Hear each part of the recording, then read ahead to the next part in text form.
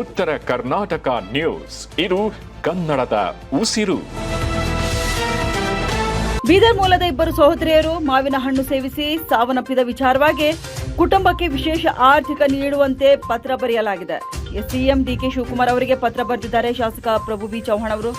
ಮುಖ್ಯಮಂತ್ರಿಗಳ ಪರಿಹಾರ ನಿಧಿಯಿಂದ ಕನಿಷ್ಠ 30 ಲಕ್ಷ ರೂಪಾಯಿ ನೀಡುವಂತೆ ಮನವಿಯನ್ನ ಮಾಡಿಕೊಂಡಿದ್ದಾರೆ. ಸಿಎಂ ಜೊತೆಗೆ ಸಚಿವ ಈಶ್ವರ್ ಖಂಡ್ರೆ ಹಾಗೂ ರಾಜೀವ್ ಗಾಂಧಿ ವಸತಿ ನಿಗಮ ನಿಯಮಿತಕ್ಕೂ ಕೂಡ ಪತ್ರವನ್ನ ಬರೆದಿದ್ದಾರೆ.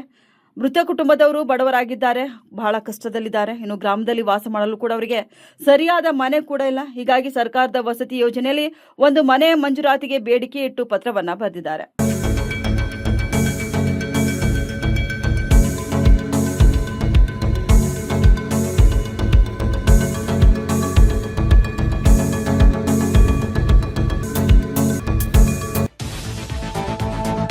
ಉತ್ತರ ಕರ್ನಾಟಕ ನ್ಯೂಸ್, ಇದು ಕನ್ನಡದ ಉಸಿರು. ಕಲುಷಿತ ನೀರು ಸೇವನೆ, ವಾಂತಿ ಭೇದಿ. ಬೀರನೂರು ಗ್ರಾಮದಲ್ಲಿ ಕಳೆದ 2 ದಿನಗಳಿಂದ ವಾಂತಿ ಭೇದಿ ಉಲ್ಬಣ. ಯಾದಗಿರಿ ಜಿಲ್ಲೆಯ ಶಾಪುರ್ ತಾಲೂಕಿನ ಬೀರನೂರು ಗ್ರಾಮ ಇದಾಗಿದೆ. ಗ್ರಾಮಕ್ಕೆ ತೆರೆದ ಬಾವಿಯಿಂದ ಮನೆಗಳಿಗೆ ನೀರನ್ನ ಪೂರೈಕೆ ಮಾಡಲಾಗುತ್ತೆ. ನೀರು ಪೂರೈಕೆಯಲ್ಲಿ ಕಲುಷಿತ ನೀರನ್ನ ಸೇರ್ಪಡೆಯಾಗಿರುವಂತಹ ಶಂಕೆ ಕೂಡ ವ್ಯಕ್ತವಾಗ್ತಿದೆ. ಕಲುಷಿತ ನೀರು ಸೇವಿಸಿ ವಾಂತಿ ಭೇದಿ ಶಂಕೆ ವ್ಯಕ್ತವಾಗಿದೆ. 20ಕ್ಕೂ ಹೆಚ್ಚು ಜನರಿಗೆ ಕಾಣಿಸಿಕೊಂಡಿದೆ ವಾಂತಿ ಭೇದಿ. ಹಲವರಂತೂ ಚಿಕಿತ್ಸೆ ಪಡೆದು ಗುಣಮುಖರಾಗಿದ್ದಾರೆ. ಆದ್ರೆ ಇನ್ನೂ ಕೆಲವರು ಕೂಡ ಆಸ್ಪತ್ರೆಗೆ ದಾಖಲಾಗಿದ್ದಾರೆ. ಹೀಗಾಗಿ ಈ ಒಂದು ಸಮಸ್ಯೆದಲ್ಲಿ ಬಳಲುತ್ತಿರುವ ಕಾರಣ ಗ್ರಾಮದಲ್ಲಿಯೇ ಠಿಕಾಣಿ ಹೊಡೆದಿದ್ದಾರೆ ಆರೋಗ್ಯಾಧಿಕಾರಿಗಳ ತಂಡ. ಮನೆ ಮನೆಗೆ ತೆರಳಿ ಅಗತ್ಯ ಚಿಕಿತ್ಸೆ ಕೂಡ ನೀಡಲಾಗ್ತಿದೆ. ಒಂದ್ಸರ ಕಡಿಮೆ ಆಗ್ತದೆ, ಕಳ್ಳಿಗೆ ಎತ್ತಿರ್ತದೆ, ಕಳ್ಳು ಬಹಳ ದೊಡ್ಡದು. ಇನ್ಫೆಕ್ಷನ್ ಒಂದೇ ಜಾಗದಾಗ ಇತ್ತಂದ್ರೆ ಜಲ್ದಿ ಮಾಯ್ತದ, ಪೂರ ಕಳ್ಳಕ್ಕೆ ಕೊಂಡಿರ್ತದ. ಹಂಗಾಗಿ ಸ್ವಲ್ಪ ಟೈಮ್ ತೊಗೊತದ. ಅದಕ್ಕೆ ಏನಿಲ್ಲ, ಕುದಿಸಿ ಹಾರಿಸಿ ನೀರು ಕುಡ್ರಿ. ಸ್ವಲ್ಪ ನೀರು ಜಾಸ್ತಿ ಕುಡಿಬೇಕು. ಎಷ್ಟು ನೀರು ಹೊರಗೆ ಹೋಗ್ತದ ಅಷ್ಟು ನೀರು ಕುಡಿಯಕ್ಕೆ ಚಾಲು ಮಾಡ್ರಿ. ಸ್ವಲ್ಪ ಕುದಿಸಿ ಹಾರಿಸಿ ನೀರು ಕೊಡ್ರಿ. ಏಸಲಾಗ್ಯದ ನಿನಗೆ ಸಂಡಸ್ ಒಟ್ಟು ನಿಮ್ಗೆ ಏಸಲಾಗ್ಯದ ಮಂಜದು?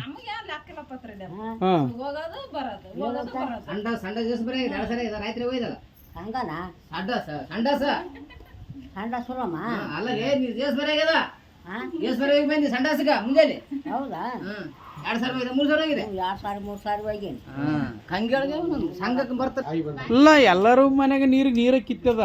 ನಿಮ್ಗೆ ಹೆಂಗ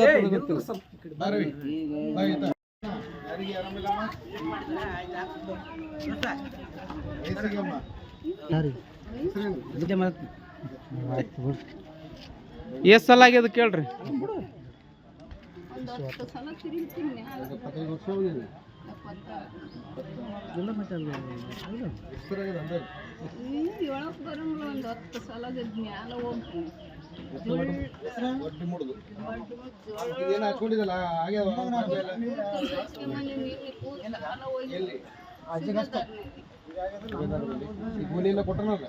ಅಜ್ಜಿ ಕೊಡ್ರಿ ಹೋಗಿರಲ್ಲ, ಅಜ್ಜಿ ಕೊಡ್ರಿ ಶಾಪುರ್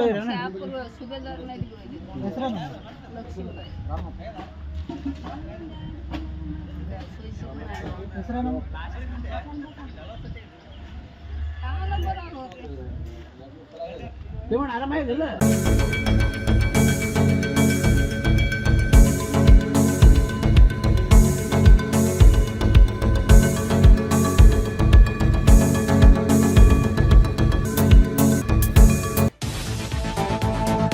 ಉತ್ತರ ಕರ್ನಾಟಕ ನ್ಯೂಸ್, ಇದು ಕನ್ನಡದ ಉಸಿರು. ಪಿಆರ್ಇ ಇಲಾಖೆ ನಿವೃತ್ತ ಇಂಜಿನಿಯರ್ ನಿವಾಸದ ಮೇಲೆ ಲೋಕಾಯುಕ್ತ ದಾಳಿ ಪ್ರಕರಣ 2ನೇ ದಿನವೂ ಕೂಡ ಮುಂದುವರೆದ ಲೋಕಾಯುಕ್ತ ದಾಳಿ. ಪಿಆರ್ಇ ಇಲಾಖೆ ನಿವೃತ್ತ ಇಂಜಿನಿಯರ್ ಮಾಣಿಕ್ ಕನಕಟ್ಟಿ ಕಲಬುರಗಿ ನಗರದ ಗೋದುತಾಯಿ ಬಡಾವಣೆಯಲ್ಲಿರುವ ನಿವಾಸದ ಮೇಲೆ ದಾಳಿ ವೇಳೆ ಎಸ್ಬಿಐ ಬ್ಯಾಂಕ್ ಲಾಕರ್ ಕಂತೆ ಹಳೆ ನೋಟು ಪತ್ತೆಯಾಗಿದೆ. ನಿಷೇಧಿತ 1,000 ರೂಪಾಯಿ ಮುಖಬೆಲೆಯ 9 ಲಕ್ಷ ರೂಪಾಯಿ ಪತ್ತೆಯಾಗಿದೆ. ಕಲಬುರಗಿ ನಗರದ ಸಂಗಮೇಶ್ವರ್ ಕಾಲೋನಿಯಲ್ಲಿರೋ ಎಸ್ಬಿಐ ಬ್ಯಾಂಕ್ ಶಾಖೆ ಇದಾಗಿದೆ. ಲೋಕಾಯುಕ್ತ ಅಧಿಕಾರಿಗಳಿಂದ ಲಾಕರ್ಗಳ ಪರಿಶೀಲನೆ ಕೂಡ ನಡೆಸುವಂತ ವೇಳೆ ಬೆಚ್ಚಿ ಬೀಳೋ ಮಾಹಿತಿ ಇದೀಗ ಬಹಿರಂಗಗೊಂಡಿದೆ. ನಿಷೇಧಿತ ನೋಟುಗಳ ಜೊತೆ 200 ಗ್ರಾಂ ಚಿನ್ನದ ವಸ್ತುಗಳು ಕೂಡ ಪತ್ತೆಯಾಗಿವೆ. ನಿಷೇಧಿತ 1,000 ಮುಖಬೆಲೆಯ ನೋಟುಗಳು ಮತ್ತು ಚಿನ್ನಾಭರಣಗಳನ್ನ ಜಪ್ತಿ ಮಾಡಿದ್ದಾರೆ ಲೋಕಾಯುಕ್ತ ಅಧಿಕಾರಿಗಳು. ಲೋಕಾಯುಕ್ತ ಡಿವೈಎಸ್ಪಿ ಬಸವರಾಜ್, ಇನ್ಸ್ಪೆಕ್ಟರ್ ಅರುಣ್ ಕುಮಾರ್ ಮತ್ತು ರಾಜಶೇಖರ್ ನೇತೃತ್ವದಲ್ಲಿ ಪರಿಶೀಲನೆಯನ್ನ ನಡೆಸಲಾಗುತ್ತದೆ.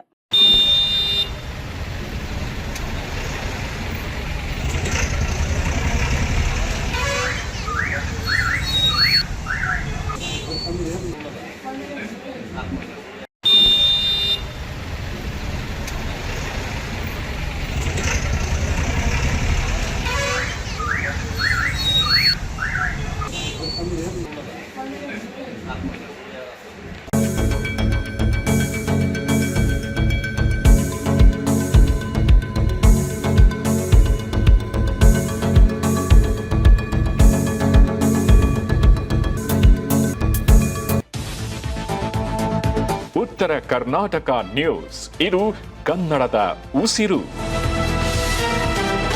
ವಿದ್ಯುತ್ ವಿತರಣಾ ವ್ಯವಸ್ಥೆಯ ಖಾಸಗೀಕರಣದ ಪ್ರಸ್ತಾವನೆಗೆ ವಿರೋಧ ವ್ಯಕ್ತಪಡಿಸಿ ಕರ್ನಾಟಕ ವಿದ್ಯುತ್ ಪ್ರಸರಣ ನಿಗಮ ನೌಕರರ ಸಂಘದ ಪದಾಧಿಕಾರಿಗಳು, ಜೆಸ್ಕಾಂ ಅಧಿಕಾರಿಗಳು ಹಾಗೂ ಸಿಬ್ಬಂದಿಗಳು ಹಿರಿಯ ಕಾಂಗ್ರೆಸ್ ಮುಖಂಡ ಹಾಗೂ ಮಾಜಿ ಸಚಿವ ರಾಜಶೇಖರ್ ಪಾಟೀಲ್ ಅವರ ಗೃಹ ಕಚೇರಿಗೆ ಭೇಟಿ ನೀಡಿ ಮನವಿಯನ್ನ ಸಲ್ಲಿಸಿದ್ದಾರೆ.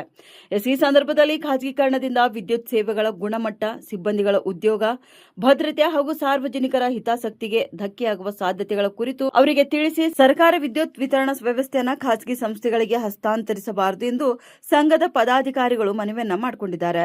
ಮನವಿಗೆ ಸ್ಪಂದಿಸಿದ ರಾಜಶೇಖರ್ ಪಾಟೀಲ್ ಅವರು, ವಿದ್ಯುತ್ ಕ್ಷೇತ್ರವು ಸಾರ್ವಜನಿಕ ಸೇವೆಗೆ ಸಂಬಂಧಿಸಿದ ಮಹತ್ವದ ವಲಯವಾಗಿದ್ದು, ಖಾಸಗೀಕರಣದ ಬಗ್ಗೆ ಸಿಬ್ಬಂದಿ ಹಾಗೂ ಸಾರ್ವಜನಿಕರ ಆತಂಕಗಳನ್ನು ಸರ್ಕಾರದ ಗಮನಕ್ಕೆ ತರುವ ಕೆಲಸ ಮಾಡಲಾಗುವುದು ಎಂದು ತಿಳಿಸಿದ್ದಾರೆ. ಅಲ್ಲದೆ ವಿದ್ಯುತ್ ವಿತರಣಾ ವ್ಯವಸ್ಥೆಯನ್ನು ಖಾಸಗಿಯವರಿಗೆ ನೀಡದಂತೆ ಸರ್ಕಾರದ ಮೇಲೆ ಒತ್ತಡ ಹೇರಿ ಪ್ರಾಮಾಣಿಕ ಪ್ರಯತ್ನ ನಡೆಸುವುದಾಗಿ ಭರವಸೆ ಕೂಡ ನೀಡಿದ್ದಾರೆ. ಇದೇ ವೇಳೆ ಸಂಘದ ಮುಖಂಡರು, ಅಧಿಕಾರಿಗಳು ಹಾಗೂ ಸಿಬ್ಬಂದಿಗಳು ಕೂಡ ಉಪಸ್ಥಿತರಿದ್ದರು.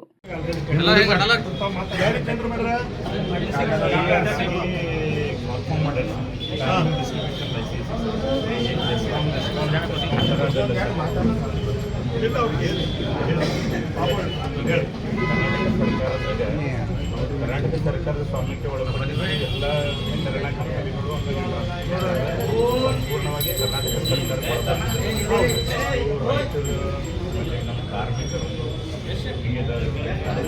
ಎಲ್ಲ ಇಷ್ಟ ಸರ್ಕಾರ ಕರೆಕ್ಟ್ ಹೇಳೋದು.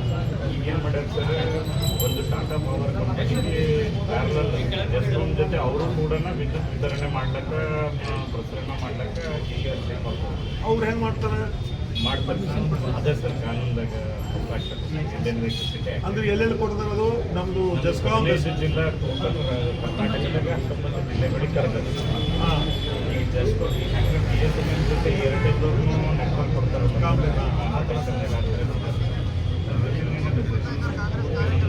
ಎಲ್ಲ ಭದ್ರತೆನೂ ಇದ್ರದಾಗ ಅಡಿಗೆ. ಆಮೇಲೆ ರಾಜ್ಯ ಸರ್ಕಾರ ಫ್ರೀಯಾಗಿ ಸಬ್ಸಿಡಿ ದರದಲ್ಲಿ ಆಮೇಲೆ ಎಲ್ಲ ನಾಗರಿಕರಿಗೆ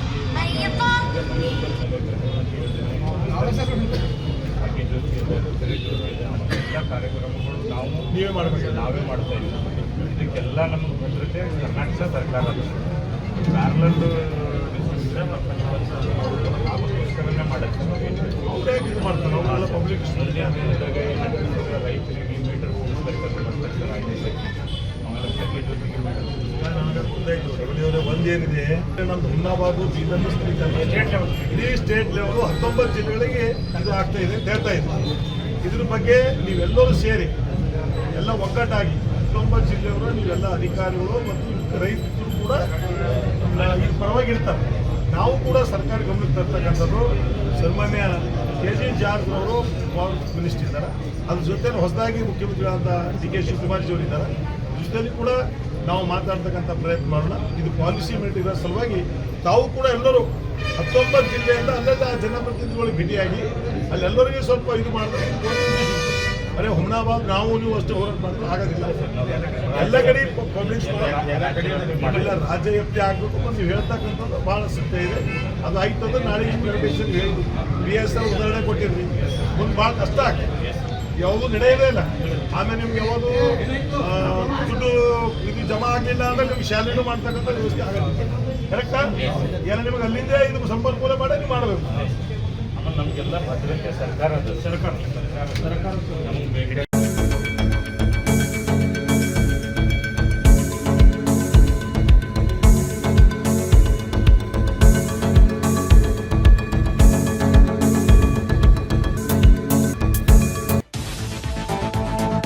ಉತ್ತರ ಕರ್ನಾಟಕ ನ್ಯೂಸ್, ಇದು ಕನ್ನಡದ ಉಸಿರು. ಬೀದನಗರದ ಏಜೆನ್ ಕಾಲೋನಿಯಲ್ಲಿ ಚರಂಡಿ ನೀರು ತುಂಬಿ ಜನರು ಪರದಾಟ ನಡೆಸುವಂತಾಗಿದೆ. ಬ್ಲಾಕ್ ಆದ ಚರಂಡಿಗಳಿಂದ ಬಡಾವಣೆಯ ಜನರಿಗೆ ನಿತ್ಯ ಕಿರಿಕಿರಿ ಉಂಟಾಗ್ತದೆ. ಹಲವು ದಿನಗಳಿಂದ ಕೊಳಚೆ ನೀರಿನ ಸಮಸ್ಯೆ ಇದ್ರೂ ಕೂಡ ಕ್ರಮ ಕೈಗೊಳ್ತಿಲ್ಲ. ಮನೆಗಳ ಮುಂದೆ ನಿಂತ ನೀರಿನಿಂದ ಸಂಚಾರಕ್ಕೂ ಕೂಡ ತೊಂದರೆ ಆಗ್ತಿದೆ. ದುರ್ವಾಸನೆಯಿಂದ ಕಾಲೋನಿ ನಿವಾಸಿಗಳು ನಿತ್ಯ ಹೈರಾಣಾಗಿದ್ದಾರೆ. ಸೊಳ್ಳೆಗಳ ಕಾಟ ಹೆಚ್ಚಳವಾಗಿದ್ದು ಸಾಂಕ್ರಾಮಿಕ ರೋಗಗಳ ಭೀತಿ ಈಗ ಜನರಲ್ಲಿ ಎದುರಾಗ್ತಿದೆ. ಮಕ್ಕಳು ಹಾಗೂ ವೃದ್ಧರ ಆರೋಗ್ಯದ ಬಗ್ಗೆ ಆತಂಕ ಕೂಡ ವ್ಯಕ್ತಪಡಿಸುತ್ತಿದ್ದಾರೆ. ಪಾಲಿಕೆಗೆ ಹಲವು ಬಾರಿ ದೂರನ್ನು ನೀಡಿದರೂ ಕೂಡ ಈ ಕಡೆ ಸ್ಪಂದನೆ ನೀಡ್ತಿಲ್ಲ. ಸ್ಥಳೀಯ ಸದಸ್ಯರ ನಿರ್ಲಕ್ಷ್ಯಕ್ಕೆ ಸಾರ್ವಜನಿಕರು ತಮ್ಮ ಆಕ್ರೋಶವನ್ನ ವ್ಯಕ್ತಪಡಿಸುತ್ತಿದ್ದಾರೆ. ತಕ್ಷಣ ಚರಂಡಿ ಸ್ವಚ್ಛಗೊಳಿಸಿ ಸಮಸ್ಯೆ ಪರಿಹರಿಸುವಂತೆ ಒತ್ತಾಯ ಮಾಡಲಾಗಿದೆ. ಕೊಳಚೆ ನೀರಿನ ಮಧ್ಯೆ ಬದುಕು ಸಾಗಿಸುತ್ತಿರುವಂತಹ ನಿವಾಸಿಗಳು ಮಳೆ ಬಂದ್ರೆ ಸಮಸ್ಯೆ ಮತ್ತಷ್ಟು ಗಂಭೀರವಾಗುವ ಆತಂಕದಲ್ಲಿದ್ದಾರೆ. ಅಧಿಕಾರಿಗಳ ವಿರುದ್ಧ ಸ್ಥಳೀಯರು ಅಸಮಾಧಾನವನ್ನ ವ್ಯಕ್ತಪಡಿಸುತ್ತಿದ್ದಾರೆ.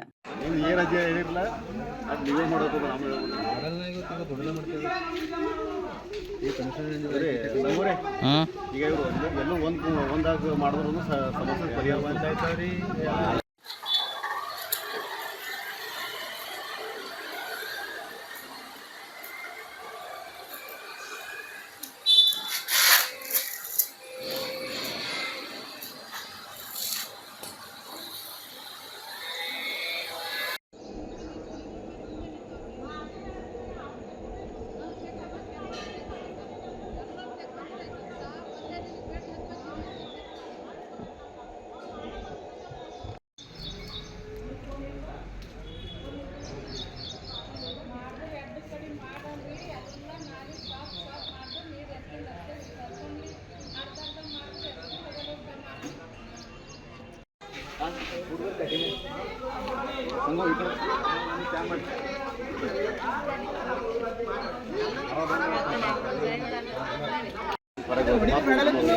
ಈಗ ಸಮಸ್ಯೆ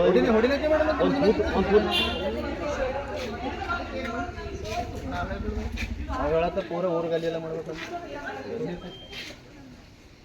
ಮುಂದೆ ಎಬ್ಬಿಸಿರಿ ಏನೋ ಮಕ್ಕೊಂಡಿದ್ದಿಲ್ಲ.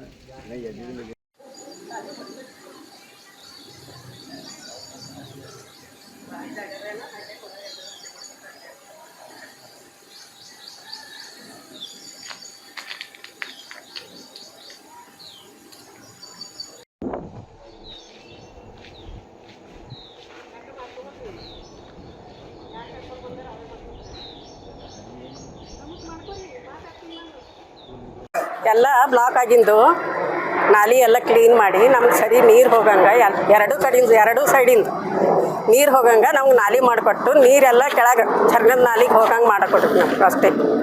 ಎಲ್ಲ ನಾಲಿಗಳು ಸಾಫ್ ಮಾಡಿಕೊಡ್ರಿ ಒಂದು ಕಡೆ. ಹಾಂ,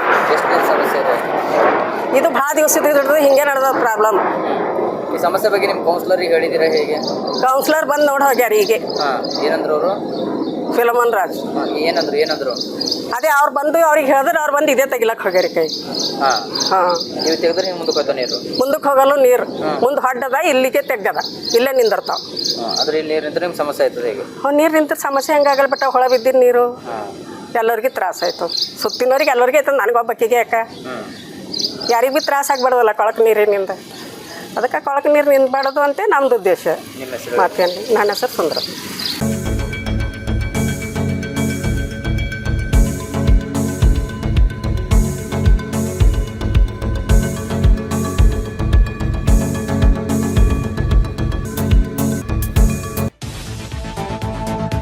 ಉತ್ತರ ಕರ್ನಾಟಕ ನ್ಯೂಸ್, ಇದು ಕನ್ನಡದ ಉಸಿರು. ಬೀದರ್ ಜಿಲ್ಲೆಯ ಎಲ್ಲಾ ಸರ್ಕಾರಿ ಹಾಗೂ ಖಾಸಗಿ ಶಾಲೆ ಮತ್ತು ಕಾಲೇಜುಗಳಲ್ಲಿ ಪ್ರತಿದಿನ ಸಂವಿಧಾನದ ಪೀಠಿಕೆಯನ್ನು ಕಡ್ಡಾಯವಾಗಿ ಓದಿಸಬೇಕು ಎಂದು ಆಗ್ರಹಿಸಿ ಜೈ ಭೀಮ್ ಗರ್ಜನೆ ಸಮಿತಿ ಕರ್ನಾಟಕ ವತಿಯಿಂದ ಇಂದು ಬೀದರ್ ಜಿಲ್ಲಾ ಸಮಾಜ ಕಲ್ಯಾಣ ಇಲಾಖೆಯ ಉಪನಿರ್ದೇಶಕರಿಗೆ ಮನವಿಯನ್ನು ಸಲ್ಲಿಸಲಾಯಿತು. ಸಂವಿಧಾನದ ಮೌಲ್ಯಗಳು, ಸಮಾನತೆ, ಸ್ವಾತಂತ್ರ್ಯ, ನ್ಯಾಯ ಮತ್ತು ಸಹೋದರತ್ವದ ತತ್ವಗಳನ್ನು ವಿದ್ಯಾರ್ಥಿಗಳಲ್ಲಿ ಬೆಳೆಸುವ ಉದ್ದೇಶದಿಂದ ಈ ಒಂದು ಕ್ರಮ ಅಗತ್ಯವಾಗಿದೆ ಎಂದು ಸಮಿತಿಯ ಸಂಸ್ಥಾಪಕ ರಾಜ್ಯಾಧ್ಯಕ್ಷ ರಾಹುಲ್ ಬಿ ಡಾಂಗೆ ಅವರು ತಿಳಿಸಿದ್ದಾರೆ. ಶಾಲಾ ಹಂತದಿಂದಲೇ ವಿದ್ಯಾರ್ಥಿಗಳಿಗೆ ಸಂವಿಧಾನದ ಬಗ್ಗೆ ಅರಿವನ್ನು ಮೂಡಿಸಿದರೆ ಉತ್ತಮ ನಾಗರಿಕರನ್ನಾಗಿ ರೂಪಿಸಲು ಸಾಧ್ಯವಾಗುತ್ತದೆ. ಹೀಗಾಗಿ ಜಿಲ್ಲೆಯ ಎಲ್ಲ ಶಿಕ್ಷಣ ಸಂಸ್ಥೆಗಳಲ್ಲಿ ಪ್ರತಿದಿನ ಪೀಠಿಕೆ ವಾಚನ ಕಡ್ಡಾಯಗೊಳಿಸುವಂತೆ ಸರ್ಕಾರಕ್ಕೆ ಶಿಫಾರಸು ಮಾಡಬೇಕು ಎಂದು ಒತ್ತಾಯಿಸಿದರು. ಇನ್ನು ಈ ಒಂದು ಸಂದರ್ಭದಲ್ಲಿ ಸಮಿತಿಯ ಪದಾಧಿಕಾರಿಗಳು ಹಾಗೂ ಸದಸ್ಯರುಗಳು ಕೂಡ ಉಪಸ್ಥಿತರಿದ್ದರು. ಎಲ್ರಿಗೂ ಜೈ ಭೀಮ್.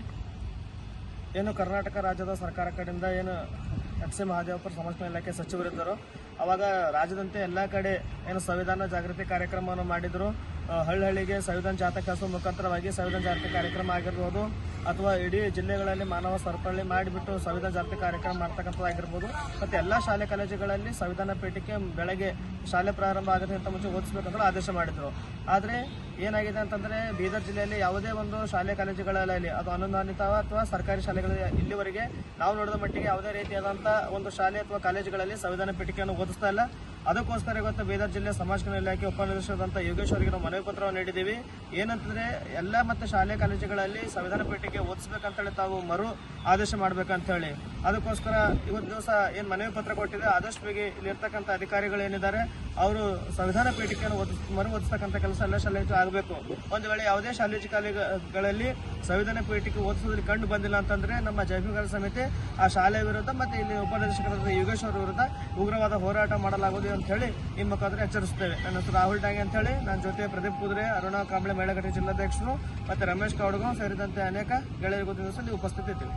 ಜೈ ಭೀಮ್, ನಮಸ್ತೆ.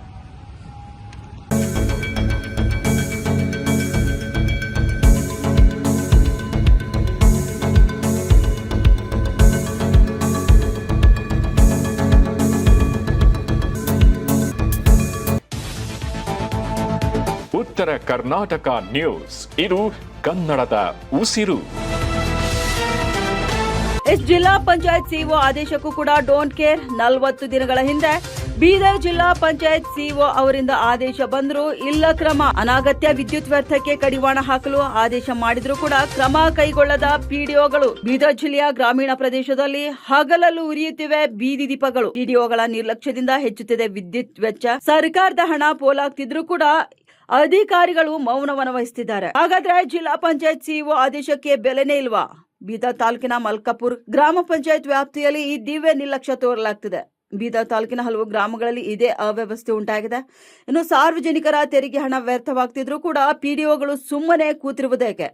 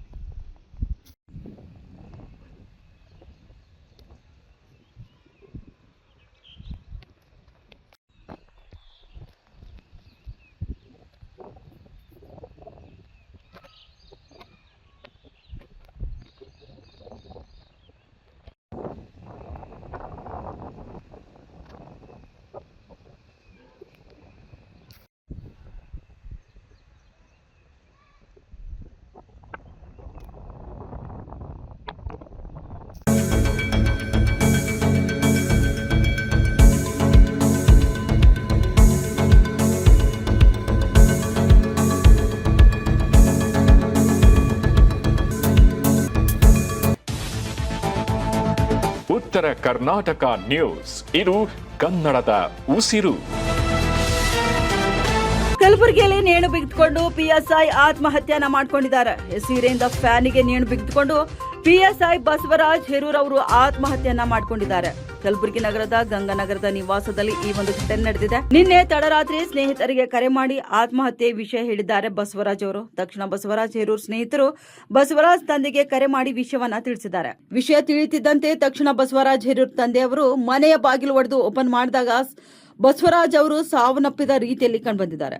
2014ರ ಬ್ಯಾಚ್ ಪಿಎಸ್ಐ ಆಗಿರುವ ಬಸವರಾಜ್ ಹೆರೂರ್ ಕಳೆದ 2 ವರ್ಷಗಳಿಂದ ಕಲಬುರಗಿಯ ಡಿಸಿಆರ್ಬಿಯಲ್ಲಿ ಕೆಲಸವನ್ನ ಮಾಡ್ತಿದ್ರು. ಆರ್ಜಿನಗರ ಪೊಲೀಸ್ ಠಾಣೆಯಲ್ಲಿ ಪ್ರಕರಣ ಕೂಡ ದಾಖಲಾಗಿದೆ.